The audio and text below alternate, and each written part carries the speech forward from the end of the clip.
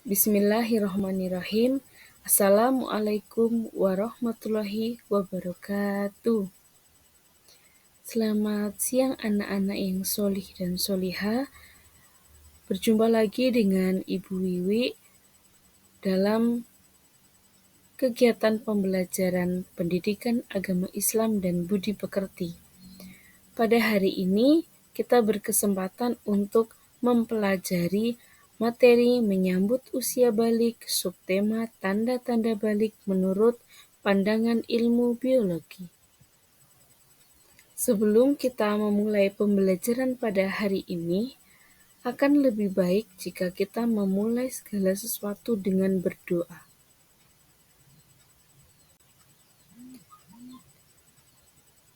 Mari bersama-sama kita berdoa. A'udzu billahi minasyaitonir rajim. Bismillahirrahmanirrahim. Raditu billahi rabba wa bil islami dina wa bi Muhammadin nabiyya wa rasulah. Rabbi zidni ilma warzuqni fahma. Amin ya rabbal alamin. Pentingnya berdoa sebelum pembelajaran adalah untuk apa? Untuk mempermudah kita dalam pembelajaran. Agar apa yang kita pelajari ini menjadi manfaat untuk kita dan orang lain. Seperti itu. Oke, setelah itu Bu Guru akan menyampaikan tujuan pembelajaran. Tujuan pembelajaran pada kegiatan hari ini adalah 1. Menjelaskan pengertian pubertas. Jadi, peserta didik diharapkan mampu menjelaskan pengertian pubertas. Yang kedua, peserta didik mampu mengemukakan istilah-istilah biologi terkait dengan tanda-tanda usia balik menurut pandangan ilmu biologi. Yang ketiga, menyebutkan tanda-tanda usia balik atau kedewasaan dalam pandangan ilmu biologi.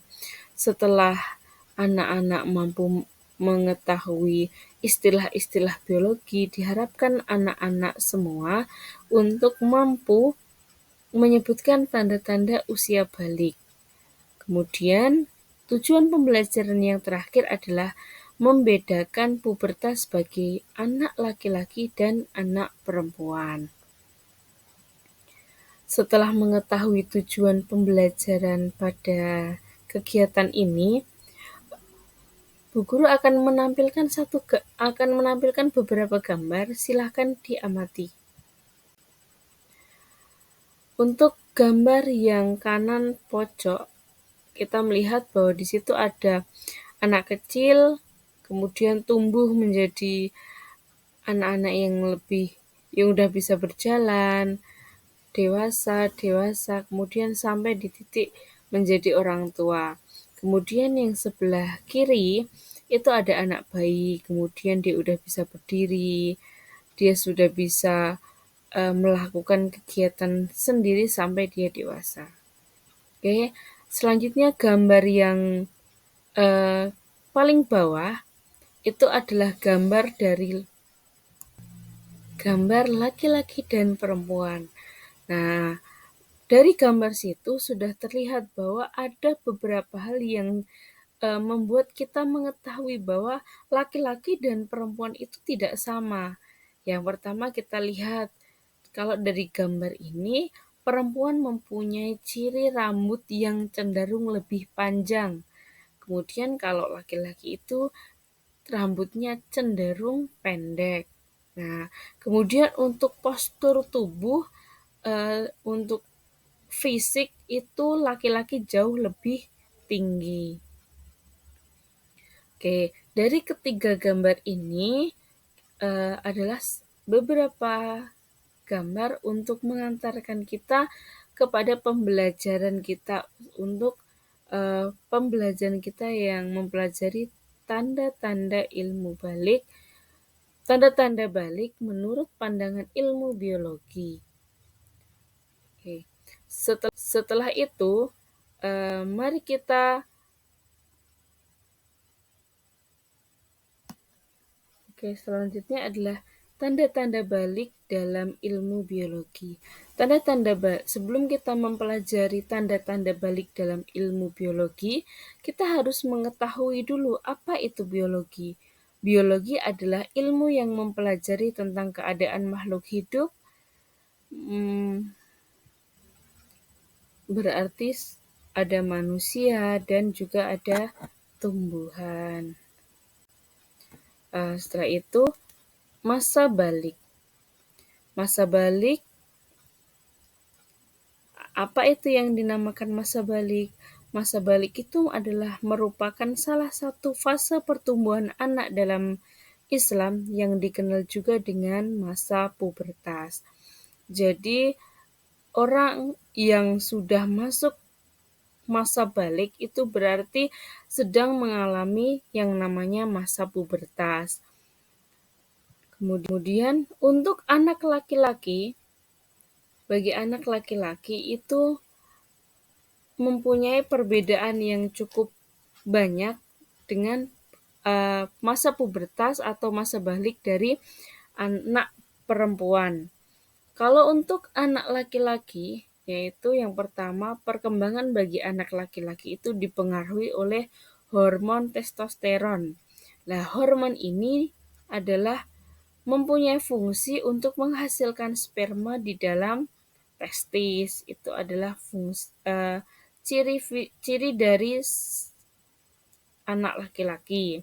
Kemudian ada juga perubahan fisik. Dari perubahan fisik untuk anak laki-laki, yang pertama, wajah yang ditumbuhi jambang, kemudian kumis dan jenggot. Tumbuh bulu rambut pada alat kelamin, kemudian ketiak. Yang selanjutnya, badan tampak lebih kekar dan berotot. Yang keempat, tumbuh jakun dan suara lebih berat.